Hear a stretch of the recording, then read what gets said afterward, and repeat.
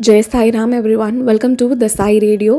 मैंने last time promise किया था कि मैं 2 एक्सपीरियंसेस सुनाऊंगी, लेकिन उससे पहले एक जेन्युइन रिक्वेस्ट आया किसी डिवोटी का। उनका थोड़ा सा ये था कि नहीं आप इसे सुनाओ, तो हालांकि I was busy with some of my work, लेकिन मैं उसे छोड़ के अभी रिकॉर्ड करी हूँ एंड एज इट इज़ मैं डाल देना है। मैंने जब भी वीडियो रेडी होगा आपके पास पहुँच जाएगा, चाहे वो कितने भी रात को क्यों ना हो। तो अभी मैं आपको ये एक्सपीरियंस सुनाने से पहले एक बात बोलूँगी कि if you want to share your experience या कोई क्वेश्चन पूछना हो तो आप इसी वीडियो के डिस्क्रिप्शन में जाकर मेरी ईमेल आईडी फाइंड कर सकते हैं। एंड ईमेल आईडी बहुत स्ट्रेंज है, उसके पीछे का रीज़न ये है कि हमें नहीं पता था कि एक दिन इस पर इस तरह से अनुभव वगैरह सुनाए जाएंगे। ये बस मजाक मजाक में इस चैनल को बना दिया गया था। मतलब चैनल नहीं बनाया गया था, वो ईमेल आईडी बस यूं ही ऐसे ही मजाक मजाक में बन गई थी। Hardly did I know then कि किसी दिन उस पर इस तरह से बाबा के अनुभव या किसी भी भगवान की कुछ भी चीज़ें बताई जाएंगी। So since I was not sure about it, तो बस इसलिए एक स्ट्रेंज ईमेल आईडी है, बट स्टिल सही ईमेल आईडी पर आप मेल भेज सकते हैं। एंड ये जो एक्सपीरियंस है ये किसी अन्य डिवोटी का है, मेरा खुद का एक्सपीरियंस नहीं है। ये मैं डिस्क्लेमर इसलिए लगा रही हूँ कि पास्ट कुछ एक्सपीरियंसेस के बाद मेरे से बहुत सारे कॉन्वर्सेशंस हुए जिसमें सबको कन्फ्यूजन हो गया था कि वो मेरा है, and a lot of queries were there. And also कि मैं डिवोटीज़ को जनरली एनोनिमस रखती हूँ, तो मेरा ये एक और हम्बल रिक्वेस्ट है कि प्लीज़ कौन है क्या है वो identity should not matter, only the Baba's grace should matter to you all. चलिए इसी के साथ शुरू करते हैं आज का ये सुंदर अनुभव।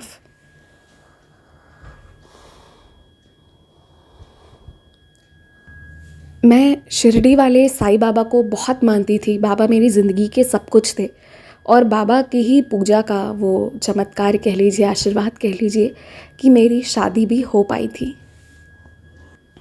मैंने ना बाबा के पूरे 1 साल तक गुरुवार के व्रत किए थे और जब शादी हो गई तब जाकर मैंने उद्यापन किया था। तरीका विचित्र था पर मैंने यही किया था। मेरी ज़िद थी कि बाबा करवा दो, क्योंकि मेरे पेरेंट्स जो थे वो बहुत परेशान हो रहे थे।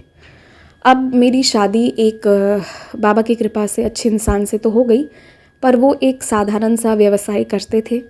उनका शौक था, है, आज भी है।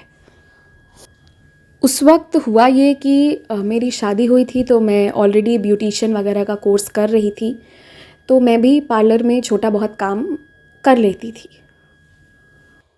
और मैंने शादी के बाद जो दूसरा व्रत किया था वो मैंने किया था अपने जॉब के लिए कि बाबा मेरी भी अच्छी अर्निंग होती रहे, कि हमें किसी से मांगना नहीं पड़े। अभी ये था कि मेरी जहाँ शादी की गई थी यहाँ मेरे ससुर और मेरे हस्बैंड एक ही मतलब ये हैं, इनके कोई भाई बहन नहीं हैं। तो ये जिस शॉप में काम कर रहे थे उसका सेल बहुत कम रहता था, बहुत ज़्यादा। उसका कारण ये था कि ये दुकान जो था ये गली के अंदर था, तो यहाँ तक लोग पहुँच नहीं पाते थे। उतना रोड भी टूटा है, ये है वो है, तो ऐसे में लोग नहीं पहुँच पाते थे। तो बहुत कम लोग जो जानते थे तो वो लोग आते थे, तो हमेशा घर पे पैसे की तंगी रहती थी। पर हाँ, अभी यहाँ ये था कि मेरे पास इतने कस्टमर्स थे जान पहचान के कि मुझे मेहंदी लगाने का, मेकअप करने का ऑर्डर बहुत रेगुलरली आता था और मैं आसपास के एरियाज़ में जाकर करती थी। अभी स्थिति ये थी, दुकान इतना ख़राब चलता था कि मेरे हस्बैंड और ससुर जी मिलकर 30 से 35 हज़ार कमा ले, या बहुत जिस महीने बहुत ज़्यादा अर्निंग हुई तो 40 हज़ार 2 लोग मिलके कमा ले, तो वही बहुत रहता था। और हम 4 लोगों का घर था, और जो है कि मेरे ससुर जी की माँ भी ज़िंदा थी, वो भी ओल्ड थी। ऐसे में मतलब कि 4 नहीं 5 कह लीजिए, वो ज़्यादातर समय यहीं रहती थी, तो सबके एक्सपेंसेस भी रहते थे। इतना पैसा पता भी नहीं चलता है। तो मेरे हस्बैंड जो हैं वो हमेशा डिसअपॉइंटेड रहते थे, बहुत मेहनत करते थे, बहुत ज़्यादा समय से जाना, रात तक रहना आना। कस्टमर के साथ भी इनका व्यवहार बहुत अच्छा था, पर बावजूद उसके वो लोकेशन इतना ख़राब था कि वहाँ कभी बिज़नेस हो ही नहीं पाता था। और मैंने देखा है, मैं जब भी वहाँ गई हूँ, ये तो पता नहीं इतने साल वहाँ कैसे रह गए, मैं तो नहीं रह पाती उतने नकारात्मकता में। बिल्कुल शेडेड एरिया था, धूप वगैरह कुछ नहीं आना। उधर जितने दुकान वाले थे सब मुंह बना के बैठते थे, और बहुत लोगों का इन आई थिंक 7 या 8 सालों में दुकान बंद होते हमने देखा है। बट क्योंकि ससुर जी के समय से था तो चलिए कुछ ना कुछ तो कस्टमर्स थे कि आ जाते थे, सेल हो जाता था थोड़ा बहुत। बाय द वे इनका कपड़ों का दुकान है। तो अभी क्या हुआ ना कि मैं बाबा की पूजा करती थी, मैंने खुद के लिए बाबा से प्रेयर किया, और बाबा की आप ऐसी लीला देखिए कि उसके बाद पर डे मुझे इतने काम मिलने लगे कि मैं नहीं भी तो पर डे 800 से 1000 रुपये कमा लेती थी। तो मेरी अकेले की जो कमाई होती थी ना, कभी 28 और कभी शादी वगैरह का सीज़न रहा तो बहुत ज़्यादा, जितना कि ये 2 लोग मिलके कमा रहे हैं कभी कभी उसको उससे भी ज़्यादा आगे हो जाता था। तो फिर इस कारण से जो है मेरे हस्बैंड जो हैं वो बहुत ज़्यादा जो मेरे फादर इन लॉ कमा रहे होते थे उसमें से कुछ उतना नहीं मांगते थे, जो मिला वो लिए, नहीं तो नहीं लिए। मेरे फादर इन लॉ भी बहुत अच्छे हैं, वो समझते थे, सब समझते थे, पर वो भी क्या कर सकते थे, जैसा होता वैसा होता। तो मैं जितना साईं बाबा से अपने लिए प्रेयर करती, मेरी सारी विशेस फुलफ़िल होती जाती थी। मेरे हस्बैंड जो हैं वो ये देखते कि वो कितना भी पूजा कर रहे हैं, हनुमान जी की कर रहे हैं, कृष्ण जी की, सब की कर रहे हैं, पर उनका कोई भी पूजा जो है वो सार्थक नहीं हो रहा था। हर पूजा के बाद भी चैलेंजेस पर चैलेंजेस आ रहे थे। तो उन्होंने मुझे एक दिन कहा कि साईं बाबा सिर्फ तुम्हारी सुनते हैं, मुझसे प्यार नहीं करते हैं। मैंने उन्हें समझाने की कोशिश की। मैंने उनसे कहा कि आप प्लीज़ एक बार जो है वो बाबा के आगे नमस्कार करके एक बार पूजा करना शुरू कीजिए, आपका भी सब ठीक होगा।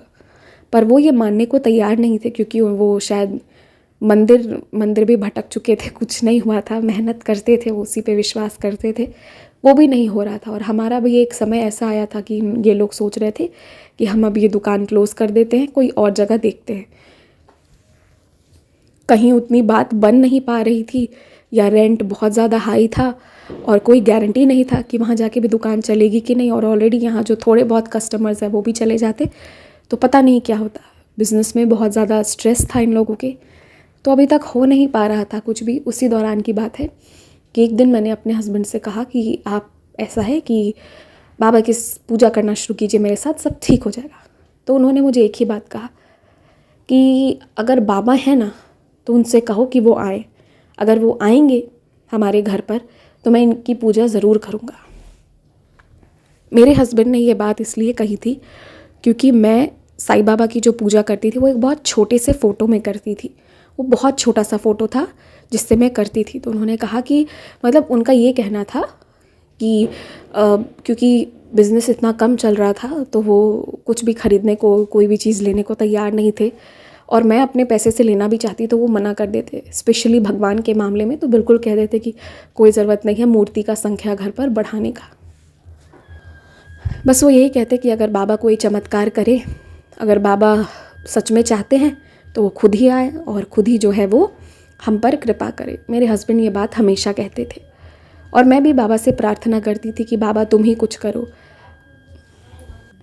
मुझे ये समझ में अच्छे से आ रहा था कि ये बाप और बेटे के बीच की लड़ाई चल रही है, एक ना एक दिन ज़रूर पूरा होगा। 1 साल बीत गया, 1.5 साल बीत गया, कुछ नहीं हुआ। और फिर मेरे हस्बैंड ने कहा कि तुम देख ली ना तुम्हारे बाबा ही कभी आए, ना उन्होंने साथ दिया, मैं तुम्हें मंदिर छोड़ने गया तब भी नहीं। तो वो बाबा से पूरी तरह उखड़ गए थे, और जो मेरे पास बाबा की इकलौती फ़ोटो थी ना, उस पे मैंने इतना चंदन और पता नहीं क्या क्या लगा दिया था कि वो बाबा कहाँ पर है, उनकी आँख कहाँ पर है, उनके चरण कहाँ पर है, ये सिर्फ मुझे ही पता था। फ्रेम नहीं करवाया था, तो इसलिए वो मेरे हस्बैंड को समझ में भी नहीं आता था। और मैं बाबा की पूजा तो बहुत करती थी, पर हम शिरडी कभी गए नहीं थे, तो मेरे पास बाबा की मूर्ति नहीं थी, और आसपास लोग उतना बाबा को मानते नहीं थे, तो कहाँ से आती। और मैं भी कोई बहुत ज़्यादा रिच तो नहीं हूँ कि एक बार में मतलब अपने 1 दिन की कमाई से ही या 2 दिन की कमाई से सारा सब कुछ मंगवा लूँ। तो मुझे लगता था शिरडी जाऊँगी तो खुद से लेके आऊँगी। अब इसी दौरान की बात है कि एक दिन जो है वो मुझे अच्छे से याद है कि उस दिन एक और जगह मुझे जाना था तकरीबन दोपहर में, पर उन्होंने डिले करके कह दिया था शाम में आना आप। तो मैं घर पर ही रुक गई थी, मैं थी, मेरी सासू माँ थी, हम सारे लोग बैठे हुए थे। तभी एक कपड़े वाला आया, वो कपड़ा बेच रहा था, जैसे कि वो नहीं होते कुर्ती वगैरह बेचते हैं, साड़ी बेचते हैं, वो आया। तो मेरा तो अच्छा ही चल रहा था। मैंने अपनी मम्मी जी से पूछा कि अगर आप कुछ लेंगी तो मुझे बताइए, मैं आपको ख़रीद देती हूँ। तो फिर वो भी बुला ली, क्योंकि कई दिन हम बैठे रहते थे ना, तो उनकी छोटे मोटे शौक़ मैं पूरे कर देती थी, और मुझे इस बात की बहुत खुशी है आज भी ना। मतलब उन्हें कुछ भी चाहिए होता है वो किसी से नहीं, मुझे ही आके बोलती हैं तुम ये ले आना, चाहे कुछ खाने की चीज़ हो या कोई भी चीज़ हो।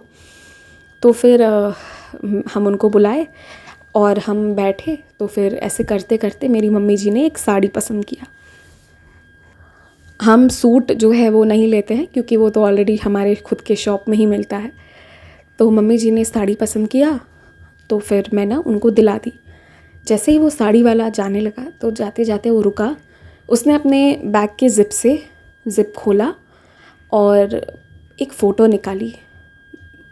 निकाली मेरे हाथ में दी और बोला ये लो दीदी, ये मैं अपने सारे कस्टमर्स को देता हूँ। और वो देकर चला गया। मैं शॉक्ड, हैरान थी क्योंकि उसने मुझे साईं बाबा की वो सुंदर तस्वीर दे दी थी। मैंने ना 2 मिनट भी वेस्ट नहीं किया और अपने हस्बैंड को फ़ोन की। मैंने उन्हें बताया कि ऐसा ऐसा हुआ है और अभी एक साड़ी हमने ख़रीदी एंड देखो उसने मतलब हमको साईं बाबा भी दे दिए।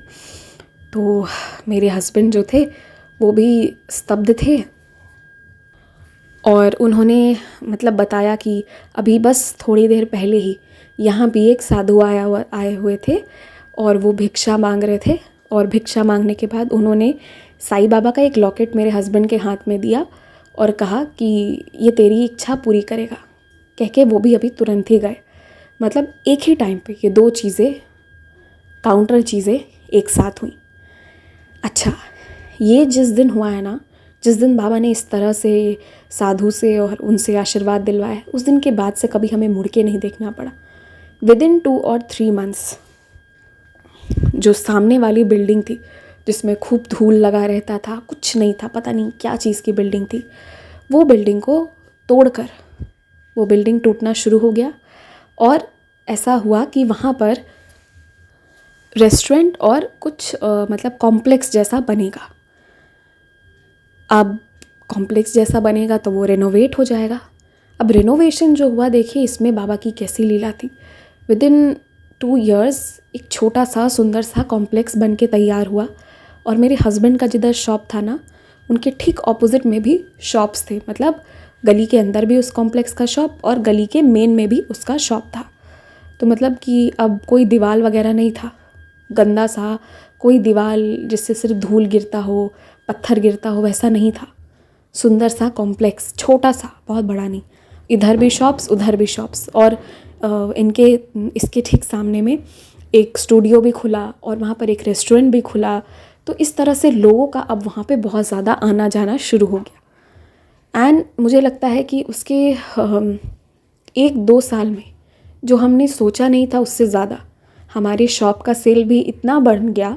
मतलब पहले लोग नहीं जानते थे कि हाँ ऐसे भी दुकान है जो इतनी रीज़नेबल रेट पर चीज़ें प्रोवाइड करती हैं, तो कस्टमर्स का यहाँ आना भी शुरू हो गया। And today we are the owner of not 1 but 2 shops. अब हमारे एक और दुकान है और मज़े की बात तो ये है कि वो दूसरा दुकान उसी कॉम्प्लेक्स के अंदर है जो हमने ख़रीद लिया है, हमारा खुद का शॉप हो गया है। तो इस तरह से बाबा ने आशीर्वाद दिया हमें और हमारी ज़िंदगी को संभाला, संवारा। तो कभी कभी बस यही कहना चाहूँगी कि घमंड दिखाने की जगह अपने ईगो को साइड करके हमें झुक जाना चाहिए। और बाबा जो है ना वो कृपा करते हैं, निश्चित करते हैं। जब मुझ पर की थी तो मुझे लगता था कि मेरे हस्बैंड पर भी ज़रूर करेंगे, पर यही था कि उनका ईगो था, पर अब नहीं है। और फिर अब तो ऐसा है कि अब हम हर महीने महीने शिरडी दौड़ने वाली पार्टी हो गए हैं। तो अब तो मुझसे ज़्यादा ये जाते हैं शिरडी, खूब जाते हैं। जय साईं राम।